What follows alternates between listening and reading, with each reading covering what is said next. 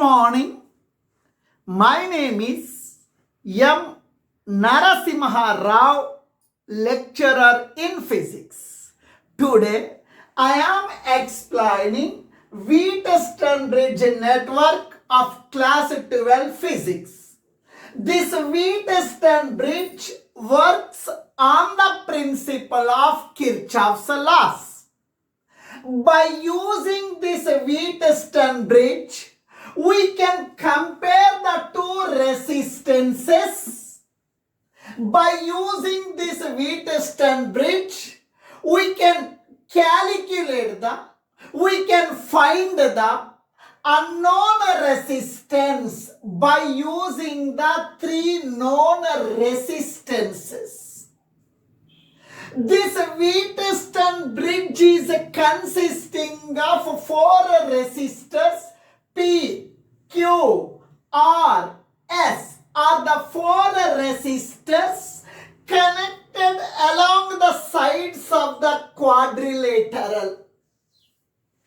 A, B, C, D are the four electric junctions. Junction is a point where two or more conductors are electrically connected.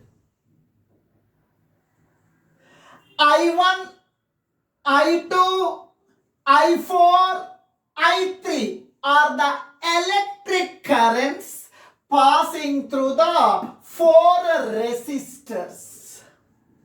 In between the opposite junctions B and D, a galvanometer is connected whose resistance is capital G. By using this galvanometer, we can find the direction of the current and the magnitude of the current. Ig represents current passing through the galvanometer. In between the opposite junctions A and C, a cell is connected whose EMF is E. This cell supplies the electric current to the Wheatstone bridge. Electric current always flows from higher potential to lower potential. In this Wheatstone bridge, this is the cell which supplies the current. Current always flows from a higher potential to lower potential. This cell is supplying current I is the total current. At the junction A, this total current is divided into two parts. Some current is passing through the resistance P. I1 is the current passing through the resistor P. I2 is the current passing through the resistor R. This I1 current at the junction B, again it is divided into two parts. The current I3 is passing through the resistance Q. The current Ig is passing through the galvanometer. This current I2 and this current Ig both are combining at the junction D, forming I4. At the junction C, this I3 current, this I4 current, both are combined, forming the total current I. Total incoming current is equals to total outgoing current. At the junction B, I am applying Kirchhoff's first law. What is Kirchhoff's first law? Sum of incoming currents is equals to sum of outgoing currents at any junction. In our college, total strength of the students is 500. Incoming juniors is equals to outgoing seniors. At the bus stand, incoming buses, sum of incoming buses is equal to sum of outgoing buses. At the railway junction, sum of incoming trains is equals to sum of outgoing trains. Similarly, at the junction B, I am applying Kirchhoff's first law. According to Kirchhoff's first law, sum of incoming currents is equals to sum of outgoing currents. Now at this junction, what are the incoming currents? I1 current is the incoming current. Incoming current is I1, that is equal to sum of outgoing currents. Now from this junction, what are the outgoing currents? I3 is outgoing, Ig is outgoing. Sum of outgoing currents means add these two outgoing currents. Outgoing currents are I3 and Ig. Sum of outgoing currents means I3 plus Ig. It is equation number 1. At the junction D, I am applying Kirchhoff's first law or junction rule. Sum of incoming currents is equal to sum of outgoing currents at this junction. At this junction, incoming currents are Ig. At this junction, incoming currents are Ig and also I2. Incoming currents Ig and I2. I2 plus Ig, sum means addition, that is equal to sum of outgoing currents. From this junction, outgoing currents are I4. It is equation number 2. According to Kirchhoff's second law, in any closed loop, the algebraic sum of potential differences is equal to 0. Potential difference means V is equal to IR. Potential difference means it is the product of current and resistance. It is the product of current and resistance. Now please listen. To apply the Kirchhoff's second law to the closed loop, you select one direction, your direction, maybe clockwise or anti-clockwise. I am selecting a clockwise direction. Here, please listen here. Current is flowing in the arm A to B. Current is flowing like this. At this point is at a higher potential. This point is at a lower potential. In this galvanometer, current is flowing like this. It is at a higher potential and it is at lower potential. Current always flows from a higher potential to lower potential. Now, in this arm AD, current is flowing A to D. Its meaning is this point is at a higher potential, this point is at a lower potential. While applying the sign convention, your direction is important. I have selected clockwise direction. This direction is important here. Now, I have to find the potential difference across the resistor P plus potential difference across the galvanometer plus potential difference across the resistance R. This total potential difference in this closed loop that must be equal to 0. That must be equal to 0. Now, I am finding the potential difference across the resistance P. Water is flowing means there is a height difference. Current is flowing means there is a potential difference. Here, current is flowing in the resistance P. Its meaning is there is a potential difference across the resistance P. It is at a higher potential, it is at a lower potential. Potential difference formula V is equal to I into R. I am finding the potential difference here. Potential difference across the resistance P means current into resistance. Across this resistor, current is I1. Resistance is P. Potential difference across the resistance is current into resistance I1 into P. Potential difference I1 into P. Doubt. Plus symbol or minus symbol. Here our direction is important. It is at a higher potential, it is at lower potential. I am traveling from a higher potential to lower potential. Higher potential to lower potential. I am finally entered into the lower potential. Potential is decreased. Potential is decreased means minus. Here, potential difference across the galvanometer. Potential difference formula, current into resistance. Current is Ig, resistance is G. Current is Ig, resistance is G. Ig into G. Ig into G. Plus or minus. Our direction is important. Now I am traveling from a higher potential to lower potential. I am traveling from higher to lower potential. Finally, I entered at the lower potential. Potential is decreased. For that reason, I am writing minus symbol. I am writing minus symbol. Here, coming to here. Potential difference across this resistor R. Potential difference means current into resistance. Current is I2. Resistance is R. I2 into R. I2 into R. I2 into R plus or minus.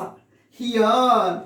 Now it is at higher potential, it is at lower potential. I am traveling from lower potential to higher potential. Finally, I entered in the higher potential. Potential is increased. For that reason, plus loop is closed. Loop is closed. Here potential, here potential, here potential. All these potential differences we add, that must be equal to 0. Now, I1P minus IgG, that is equal to plus I2R comes to this side, minus I2R. Now please listen. Minus cancelled. Minus cancelled. I am taking minus common. I1. Minus common means I1P. Minus common means plus Ig into G. That is equals to minus I2 into R. Minus gets cancelled. I1P plus IgG, that is equals to I2R. It is equation number 3. It is equation number 3. Now, I am applying the Kirchhoff's second law to the closed loop B, C, D, B. In any closed loop, the algebraic sum of potential differences is equal to 0. In this closed loop, I have to find the potential difference across the resistance Q. I have to find the potential difference across the resistance S. I have to find the potential difference across the galvanometer of resistance G. Now, first of all, I will find the potential difference across the resistance Q. Potential difference V is equals to IR. Here current is I3. Resistance is Q. Now here, my direction is important. I am traveling from a higher potential to lower potential. It is at a higher potential, it is at lower potential. I am traveling from a higher potential to lower potential. I am entering in a lower potential. For that reason, I am writing minus symbol. Potential difference across this resistor Q is I3 into Q. Finally, I entered at the lower potential. For that reason, I am writing minus symbol. Minus I3Q. Now, I am finding the potential difference across this resistance. Potential difference means current into resistance. Current is I4, resistance is S. Across the arm DC, across the resistor S, I want to find potential difference. Current into resistance. Current is I4, resistance is S. I4 into S. Plus or minus. Now current is flowing like this. current flows from higher potential to lower potential. It is at lower potential, it is at a higher potential. My direction is important. I am traveling from lower potential to higher. It is at higher potential. I am traveling from lower potential to higher potential. I am entering in the higher potential. Finally, I am entering in a higher potential. Potential is more here. For that reason, it is plus I4S. Potential difference across the resistor S is plus I4S. Plus I4S here. Current is flowing in the galvanometer like this. It is at a higher potential, it is at lower potential. My direction is important. Here I need potential difference. Here I need potential difference across the galvanometer. Potential difference means current into resistance. Current through the galvanometer is Ig. Resistance of this galvanometer is G. Here I am traveling from lower potential to higher potential. I am traveling from lower potential to higher potential. Finally, I entered in a higher potential. Potential is increased. For that reason, plus. Potential difference across this galvanometer is Ig into G. Plus Ig into G, that is equals to 0. Now, in any closed loop, the algebraic sum of potential differences is equal to 0. Minus I3Q plus I4S comes to this side minus I4S plus IgG comes to this side minus Ig into G. Now, minus I3Q is equal to minus common means I4S plus minus already common plus Ig into G. Minus cancelled. I3Q is equals to I4S plus Ig into G. It is equation number 4. Now, this capital R is the variable resistor. You can change this resistance while doing the experiment. Example. First, I have connected 1 ohm resistance across the arm AD, across the junction AD. Now this galvanometer is showing the deflection. Its meaning is current is passing through the galvanometer. Now I have taken out this resistance. Again another resistor is connected here of resistance value 5 ohms. Now this galvanometer shows less deflection. Again I am changing this resistance value. I have connected one more new resistance such that you have to change this resistance value across the junctions A and D such that this galvanometer shows null deflection. Its meaning is what? Galvanometer is showing a null deflection means no current is passing through the galvanometer. No current is passing through the galvanometer means the current Ig equal to 0. No current is passing through this arm. Its meaning is what? Potential at the junction B is equal to potential at the D. Water is flowing means there is a height difference. Water is not flowing means both are at the same height.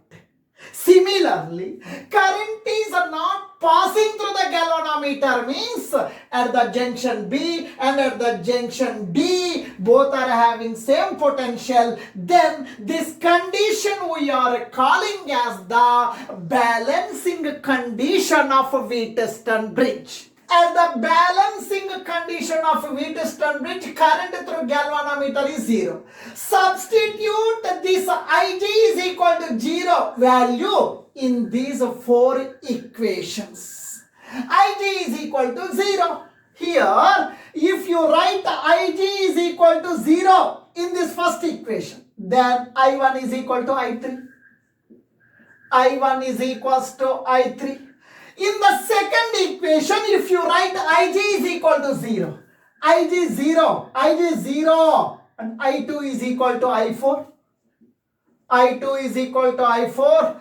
Right, Ig is equal to 0 in the third equation.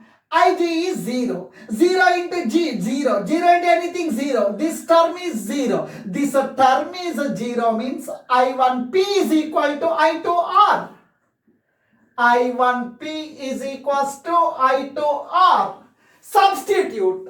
Ig is equal to 0 in the fourth equation. Ig is 0. 0 into anything, 0. This total term is 0. This term is 0 means I3Q is equal to I4S. I3Q is equals to I4S. It is the equation number 5. It is equation number 6. It is equation number 7. It is equation number 8. Divide equation 7 by equation 8. Equation 7 by equation 8. What is equation 7? I1P is equal to I2R. I1P is equals to I2R by equation 8. I3Q is equals to I4S. Now you tell me. I1 means what? I3. I1 means I3. In the place of I1 means I3. I am writing I3. I1 means I3. I1 means I3. P by I3Q. That is equals to I2. I2 means I4. I2 means I4. I2 means I4 R by I4S. I3, I4. P by Q is equals to R by S. This is the balancing condition of Wheatstone bridge. Balancing condition of Wheatstone bridge. By using 3 known resistances, we can find the unknown resistance S. Now, here, please listen. This arm AD we are calling as the variable resistance arm. The arm DC which is containing unknown resistance, this arm we are calling as the unknown resistance arm. The arm AB, the arm BC which are containing the resistors P and Q. Now the arm AB and the arm BC we are calling as ratio arms.